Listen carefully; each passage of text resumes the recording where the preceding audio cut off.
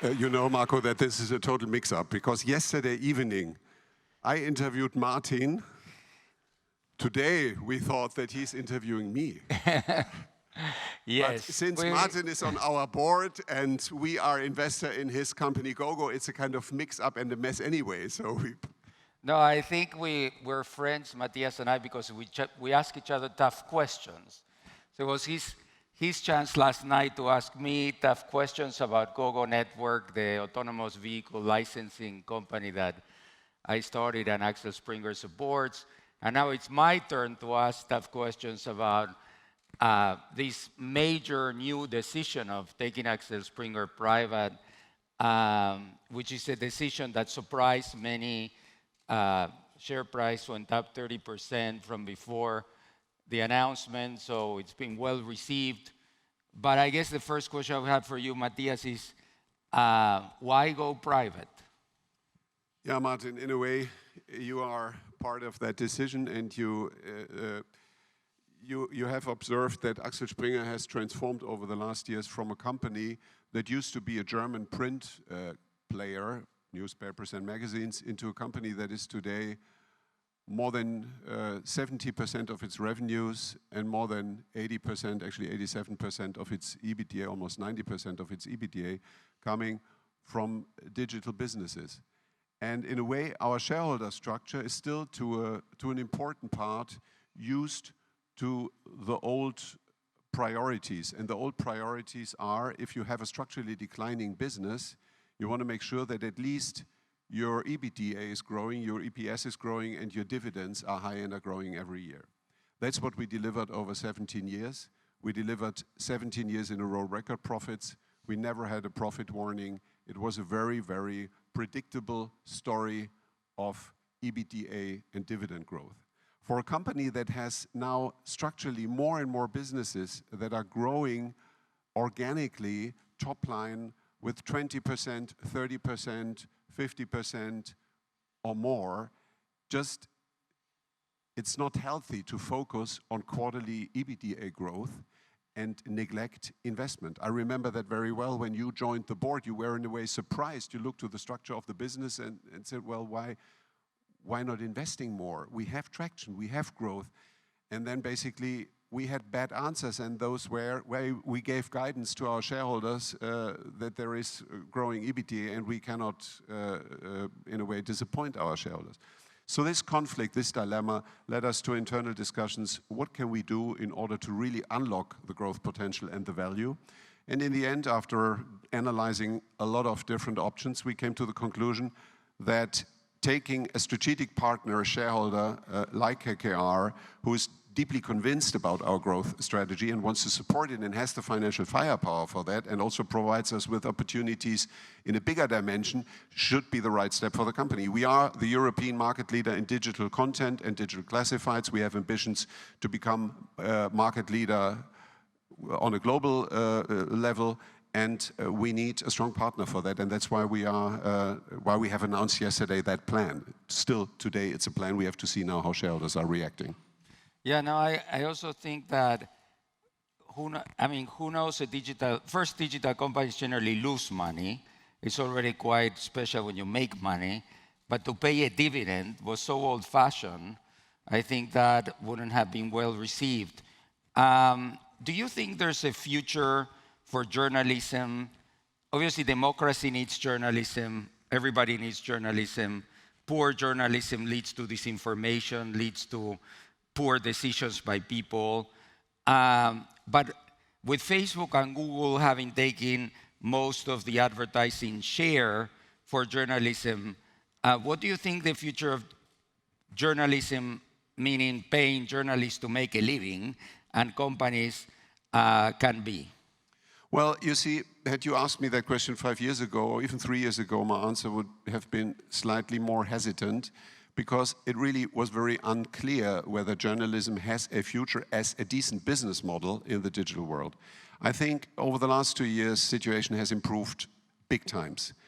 And most importantly, the role and the kind of accidents that happened on big digital platforms, the possibilities to manipulate content distribution on Facebook by governments, by interested parties, ranging from Russian forces to Cambridge Analytica, the whole debate about fake news, I think that has helped big times to show to the customer that a truthful source, a well-researched information, and a brand to identify and to, in a way, trust the truthfulness of an information is a big value, and this value should have a price, because otherwise you're going to mix up rumors and facts, news and manipulation.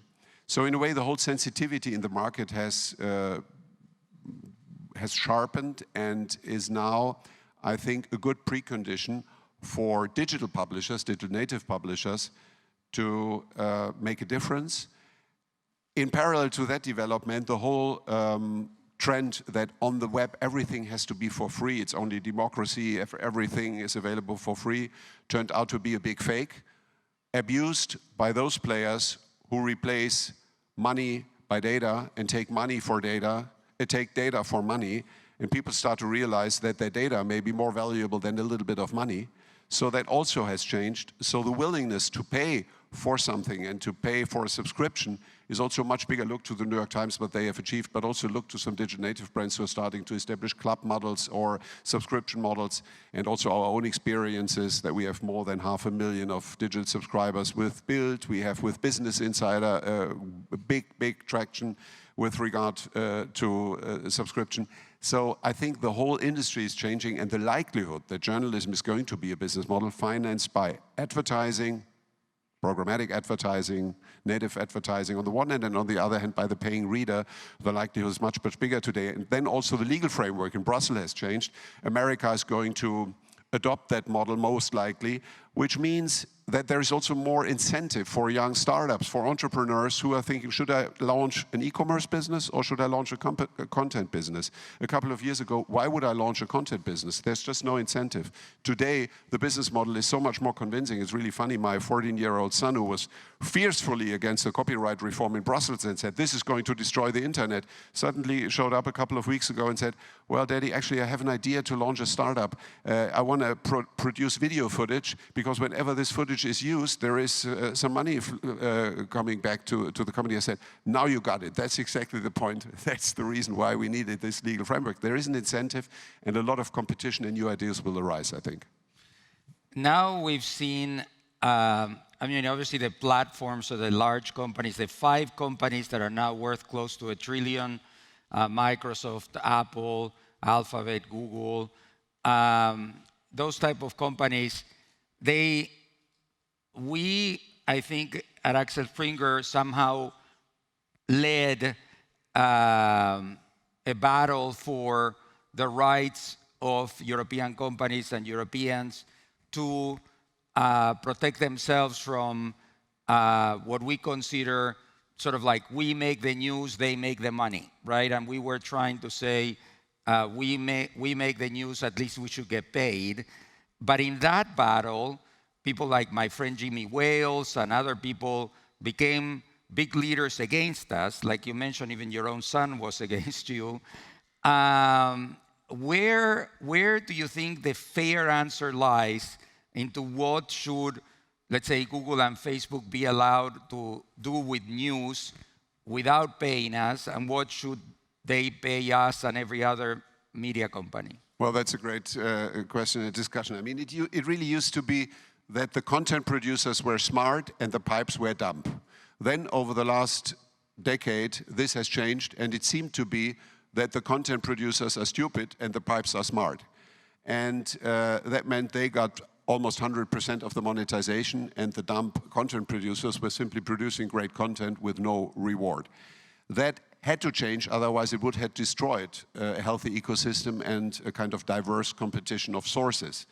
And I think that's exactly what is going to happen at the moment. And fair would be, first of all, if the platforms are neutral. I cannot imagine a world where a platform is a curator. That's why I think the whole discussion, the platforms have to take more responsibility of the content, is a very ambivalent discussion.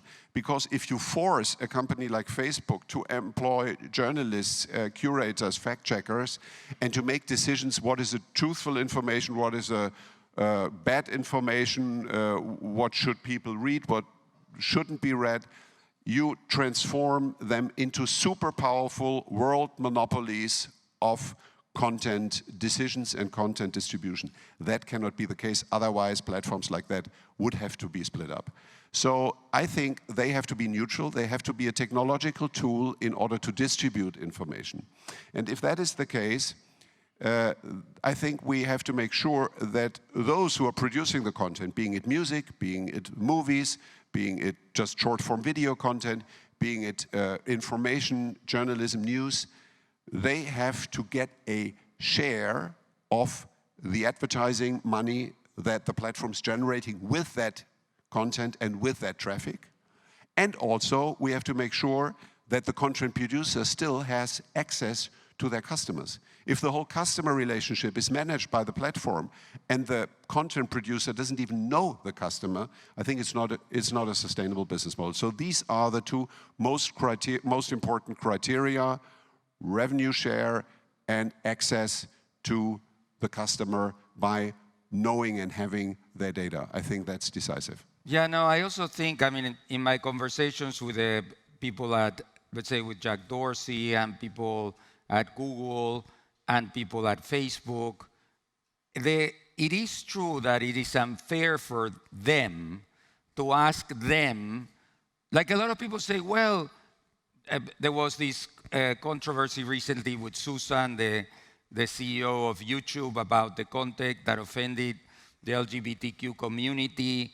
And I mean, I think what people don't understand, and this I'm going to say in defending Facebook, Google, and Twitter, is that the Chinese, who are the only people who effectively monitor the internet, they use 4 million people to effectively monitor the internet and censor the internet. Like, obviously, Facebook, Google, they will never get 4 million people. They will become money-losing companies if they have 4 million people. And when you talk to them, many times, when they say, we don't really know what's going on in our platforms, I think it's true. And people say, but how can you not know what's going on in your platform? You say, well, because I have 2 billion people and I have 50,000 employees. It's just a question of, and then when they ask about who should do this, many times people say it should be AI. But AI is very good at detecting things such as pornography, but they're very bad at detecting things such as hate speech. But Martin, I couldn't agree more. And exactly, China is the bad role model for that, because they abuse the big platforms and data for full control of their people. And that cannot be the goal in our Western societies. And again, a platform that is controlling the content and what is happening in every respect, it's a nightmare for me. And I think we should also very clearly distinguish, this is exactly the responsibility that the content producers have. They are in charge for the truthfulness and for the rights management and for all that they produce. The only thing that the platforms should do, they should basically, or two things that they should do.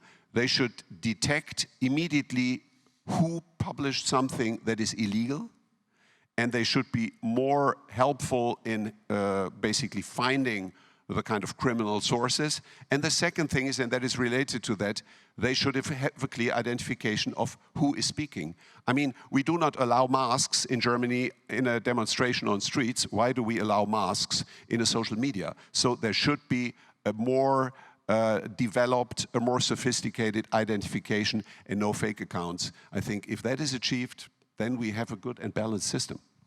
Yeah, no, I also think that, I mean, by the way, I am a favor of anonymity in situations where we feel the people who may disclose who they are may be at risk, right, in societies that are not democracies. Or sometimes there's circumstances like whistleblowers who may want to remain anonymous. But I think mostly what's happened to the platforms is that the Russians in particular have been so effective at building arms of anonymous trolls that come after you say something, that it makes it very hard. I also had a personal experience recently in Spain where I said that many foreigners prefer Madrid to Catalonia because they didn't want their children to learn Catalan because they felt it was not a useful language. And I got attacked by a mob of, tens of thousands of people saying Martin Varsavsky says Catalan is not a useful language. So they take what you say out of content and they attack you as a mob. And that mob behavior of platforms is something that it's very different from what happens in news organizations. And the conversation is generally in context, and you have fact checkers, and I think journalism deserves to be saved for that. I wanted to ask the organizers how much more time we have, if anybody could answer.